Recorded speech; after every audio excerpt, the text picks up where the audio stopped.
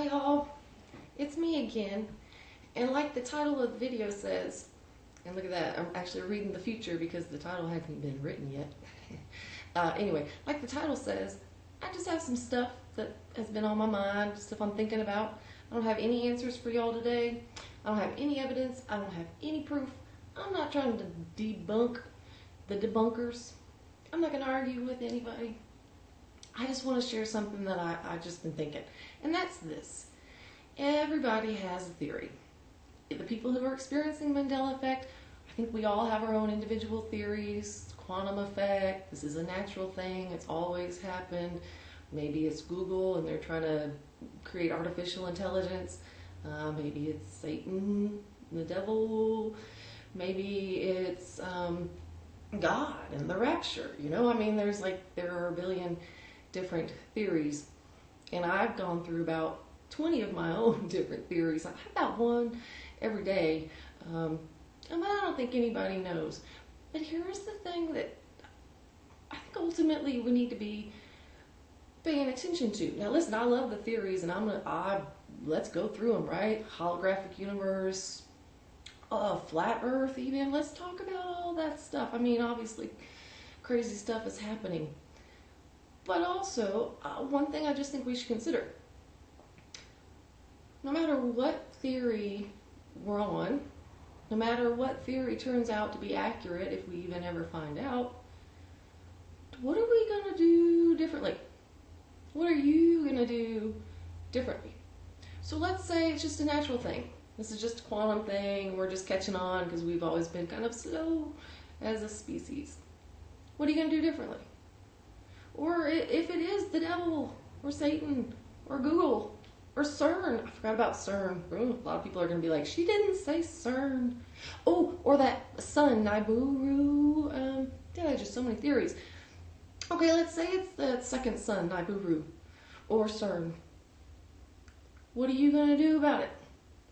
What are you going to do differently? Because ultimately, no matter what it is, all we can really control right now is what are we going to do about it. And I just think that's easy. I just think we should love people. That's all. That's all I'm thinking. Now, even before this whole shifty, loopy thing, I pretty much thought we should just go around loving people. And in fact, that's something that I was really fortunate that I got to teach when I used to be a college professor. Can you believe that? But I was good. And one of the things that I used to teach was, how can we be more loving with the people around us? Not just the people that we truly love, but the people that we also share the planet with. Because, you know, whether it's old Earth or new Earth, we're all apparently still stuck together. And I think really the only thing that we can control is how we treat ourselves and the people around us. So if it is CERN, let's just keep loving people. If it is God and the rapture, well, obviously, I'm guessing that's what you should do, is love people, right? If you're religious, that's kind of what you're supposed to be doing. If it's Google, just love people. And maybe also start using Bing or another search engine, right? If it's just a natural thing, just keep going around loving people. And I know that's hard sometimes. Oh, every day I mess up. Every day. But also, every day, I do spread a little more love than I did the day before. And sometimes, you know, and also not love. Because it's hard. I know it's hard. People kind of get on my nerves. Let's be honest. I'm a loner. Like a lot of y'all. I kind of prefer being in my own little zone. But you have to go out into the real world. You really do sometimes. I mean, you got to get groceries, right? So when you go out to get groceries, before you go back to your place, love people. Smile at people. Make eye contact with people. Look, when I was a teacher, one of the activities I used to have my students do was they would write down privately and secretly all the things that were worrying them and stressing them out. And of course, some students were like, can we take it home for homework? And how long can I write? Because there's a whole bunch I could put down. And you know, and sometimes life's like that. Sometimes you have a bunch of stuff that you could write down on a list of crap that's going wrong. And sometimes that list isn't all that long, right? It ebbs and it flows and all that stuff. But after my students would write down everything that was really stressing them out, I would then pick up all their papers, shuffle them around, pass them back out, and we would read them anonymously so we could hear what everybody was going through without having to share exactly what we were going through. And it was really powerful, and one of the reasons why I used to do that was because I want to impress upon my students, and y'all, everybody's going through something. Everybody is. And now a lot of us are going through the same old stuff, bills and jobs and relationships and money and all that stuff on a whole new planet.